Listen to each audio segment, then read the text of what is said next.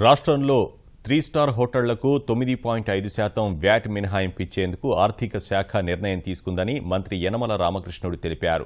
ప్రస్తుతం 14.5%గా ఉన్న వ్యాట్ను 5%కి పరిమితం చేయనున్నట్లు ఆయన వెల్లడించారు.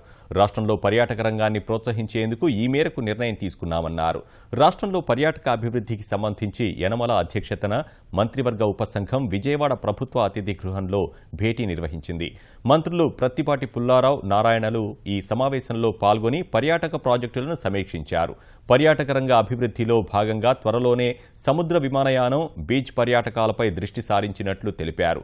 విదేశీ పర్యాటకుల సందర్శనలో ఆంధ్రప్రదేశ్ రాష్ట్రం దేశంలోనే 3వ స్థానంలో ఉందని పర్యాటక శాఖ ముఖ్య కార్యదర్శి నీరబ్ కుమార్ ప్రసాద్ తెలిపారు.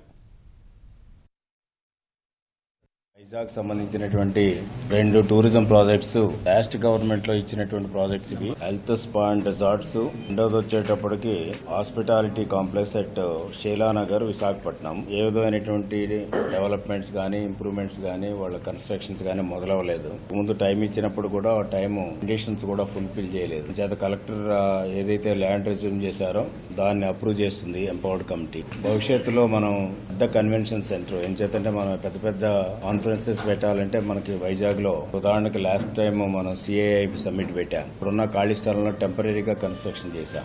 దాన్ని పర్మనెంట్ గా చేసుకోవడానికి కొన్ని ప్లేసెస్ ఐడెంటిఫై చేస్తున్నాం. ఇది కూడా చాలా బాగుంటుంది అనేటువంటిది మాకు ఉండేటువంటి సమాచారం.